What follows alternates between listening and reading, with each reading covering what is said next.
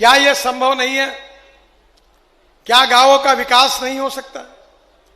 क्या जवान लोगों को रोजगार नहीं मिल सकता?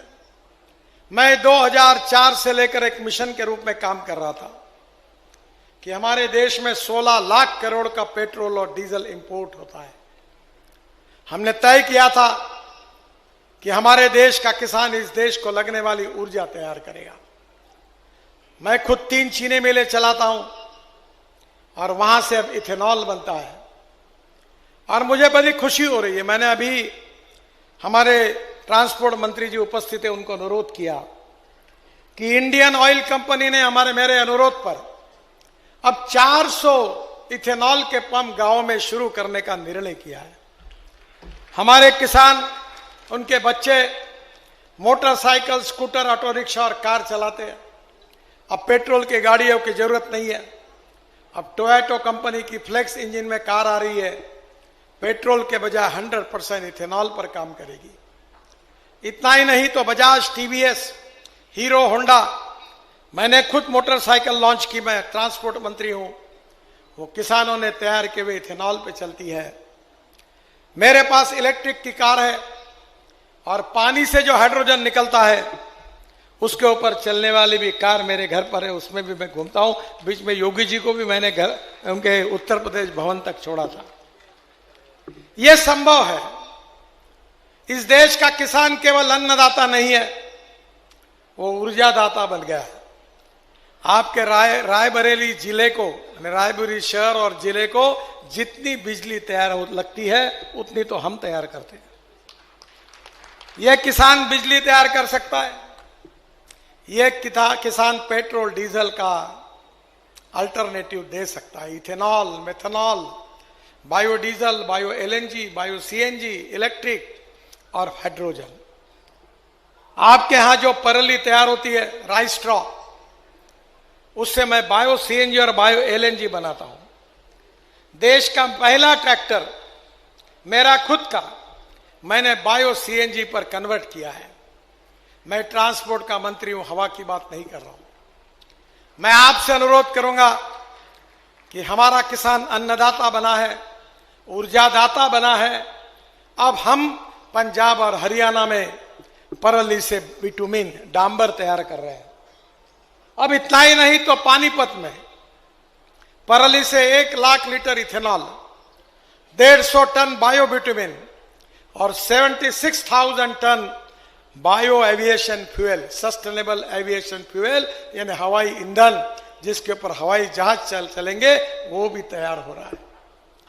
हमारे देश का 16 लाख करोड़ का इंपोर्ट अगर कम हो जाएगा और यह पैसा उत्तर प्रदेश के किसानों के जेब में जाएगा तो उसकी परचेसिंग पावर, खरीदी करने की ताकत बढ़ेगी, गांव में उद्योग व्यापार बढ़ेगा। तो गांव छोड़कर क्यों लोग शहर की तरफ आएंगे?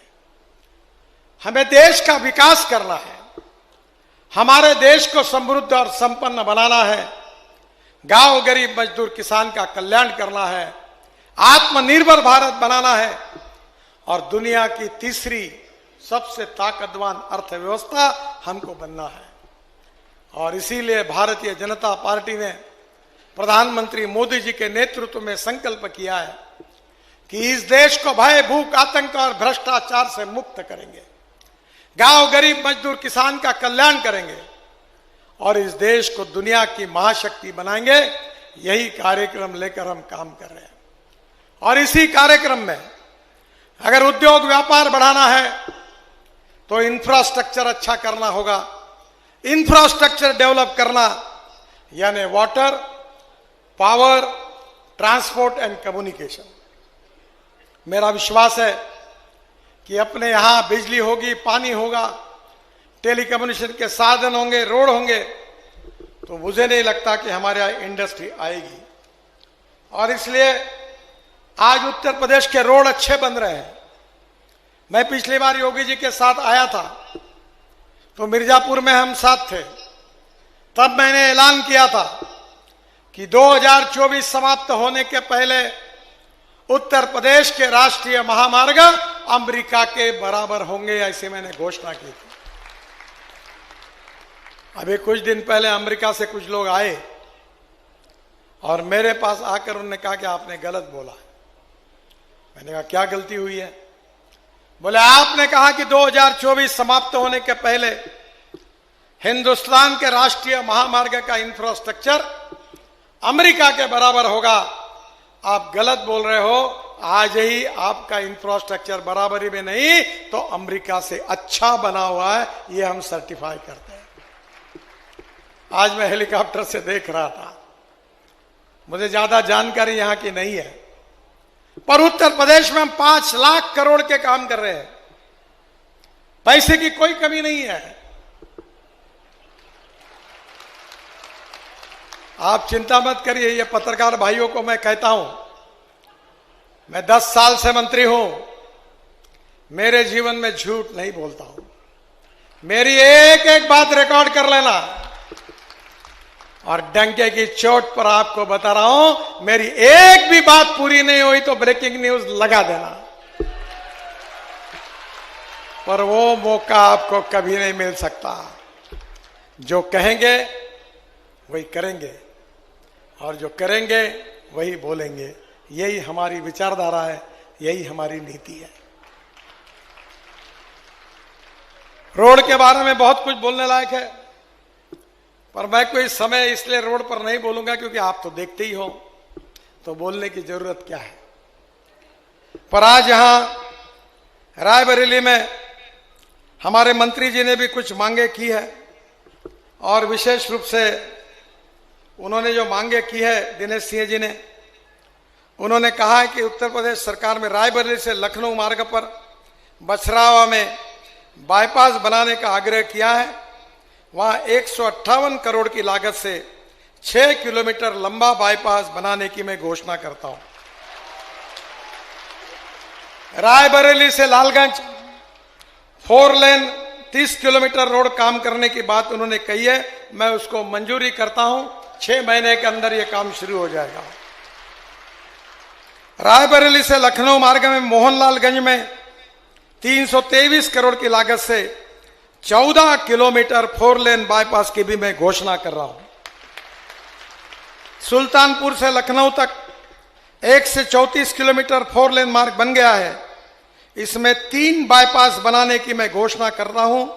गोसाईगंज में 148 करोड़ की लागत से 6 किलोमीटर 4 लेन, गंगागंज में 180 करोड़ की लागत से 6 किलोमीटर 4 लेन, और हैदरगंज में 213 करोड़ की लागत से 9 किलोमीटर 4 लेन बाईपास बनाया जाएगा। ये जल्दी 6 महीने के अंदर ये काम शुरू हो जाएंगे। आदरणीय संगमलाल गुप्ता जी ने, प्रतापगढ़ के सांसद हैं, उन्होंने कुछ मांगे की है। गोड़े रेलवे क्रॉसिंग से संग्रामपुर तक 2 kilometre service lane, Pratapgarh medical college में 1 किलोमीटर की सर्विस लेन तथा नाले का निर्माण, मुकुंदपुर चौराहे से बाबा बेलखरनाथ धाम से शनि धाम होते हुए विश्वनाथगंज बाजार तक 40 किलोमीटर सड़क का निर्माण। उनकी तीनों मांगे मैं पूरी कर रहा हूं, ऐसी घोषणा करता हूं। बाकी भी लोगों ने बहुत पत्र दिए हैं, मैं उनके भी काम करा दूंगा। मुझे विश्वास है कि हम उत्तर प्रदेश में काफी बड़े बड़े काम कर रहे हैं। अयोध्या में 70,000 करोड़ का काम कर रहे हैं।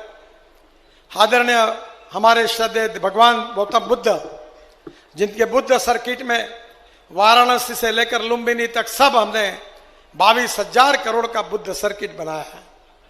अयोध्या सर्किट 70,000 करोड़ का बना रहे हैं। यूपी में हम लोग ग्रीन एक्सप्रेस हाईवे बना रहे हैं।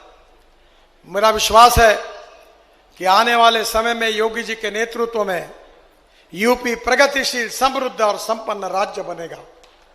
यहां प्रगति और विकास होगा। नौजवानों के हाथों को काम मिलेगा, किसानों की प्रगति और विकास होगा। अगर केवल स्मार्ट शहर नहीं तो स्मार्ट विलेजेस होंगे और गांव गरीब मजदूर किसान का कल्याण होगा। यही मेरा विश्वास है। मैं रायबरेली की जनता को हृदय से बहुत बहुत शुभकामनाएं और शुभेच्छाएं देता हूं। मुझे हेलीकॉप्टर 6 बजे के पहले उतरना है और इसलिए स्वाभाविक रूप से जाने की जल्दी है।